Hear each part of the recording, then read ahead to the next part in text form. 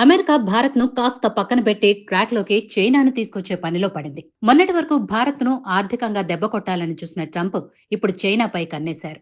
China Bharat దగ్గరవుతుందని తెలియగానే చైనాను చూసుకొని భారత్ రెచ్చిపోతుందని అనుకున్నారో ఏమో గానీ ట్రంప్ కళ్ళు చైనా మీద పడ్డాయి. అయితే ఇక్కడ కూడా రెండు ఆర్థికంగా బలమైన దేశాలే. రెండు దేశాలు శక్తివంతమైనవే.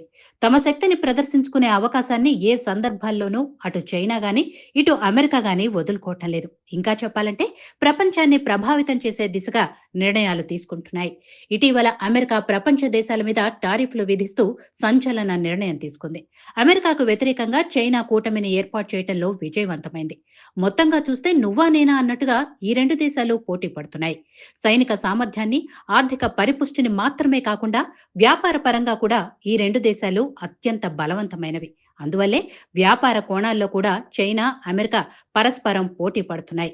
బలవంతమైన సంస్థలను దక్కించుకోవటంలో, వాటిని నిలుపుకోవటంలో తమ వంతు ఎత్తులు వేస్తున్నాయి. ఇవి ఎంతవరకు వెళ్తాయి? ఎంతవరకు దారితీస్తాయనే విషయాలను కాస్త పక్కన పెడితే, ప్రస్తుత పరిణామాలను జాగ్రత్తగా పరిశీలిస్తే వ్యాపార కోణంలో మాత్రం అమెరికా, చైనా దెబ్బ కొట్టడానికి రెడీ అయినట్లు తెలుస్తోంది. అందువల్లే ఫార్మా, ఎలక్ట్రానిక్స్ ఉత్పత్తుల తయారీలో సరికొత్త అవకాశాలను సృష్టించడానికి అమెరికా సిద్ధమవుతోంది. దీనికంటే ముందుగానే చైనా ఆర్థిక మూల స్తంభాలలో ఒకటైన టిక్ టాక్ ను దెబ్బ కొట్టడానికి అమెరికా సిద్ధమైనట్లు తెలుస్తోంది.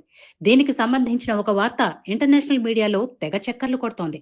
టిక్ టాక్ పగ్గాలు అమెరికాకు దక్కుతాయని తెలుస్తోంది. ఒకవేళ అలా జరగకపోతే అమెరికాలో ఆ యాప్ను బ్యాన్ చేసే దిశగా అడుగులు వేస్తున్నట్టు తెలుస్తోంది. అయితే దీనికి సంబంధించి ఇప్పటికే అమెరికా, చైనా ఒక ఒప్పందానికి వచ్చాయని సమాచారం. మరోవైపు దీన్ని ధృవీకరించే దిశగా ట్రంప్ కీలక ట్వీట్ చేశారు. దేశంలో మెజార్టీ యువత ఎంతగానో కోరుకుంటుంది. వారు కోరుకుంటున్నట్టుగా ఒక డీల్ దాదాపుగా పూర్తయింది. అధికారికంగా సమాచారం బయటకు రావటమే ఆలస్యమని ట్రంప్ పేర్కొన్నారు. మరోవైపు త్వరలో చైనా అధ్యక్షుడు జిన్పింగ్ తో ట్రంప్ మాట్లాడే అవకాశం కనిపిస్తోంది. ఈ డీల్ కోసం ఫ్రేమ్ వర్క్ కూడా చేశారని వార్తలు వినిపిస్తున్నాయి. చైనా ఆర్థిక స్తంభాలలో టిక్ టాక్ కూడా ఒకటి. ఇది ఆ దేశ ఆర్థిక రంగానికి ఊతం కల్పిస్తోంది.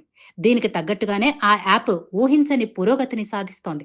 అందువల్లే దీన్ని దక్కించుకోవటానికి అమెరికా అడుగులు వేస్తున్నట్టు తెలుస్తోంది. అయితే కేవలం అమెరికా అందించే సేవల విషయంలోనైనా యాప్ మొత్తాన్ని దక్కించుకుంటారా అనే ప్రశ్నలకు సమాధానాలు తెలియాల్సిందని అంతర్జాతీయ నిపుణులు అంటున్నారు. మరి చూడాలి, టిక్ టాక్ అమెరికా చేతికొస్తే చైనా రియాక్షన్ ఎలా ఉంటుందో.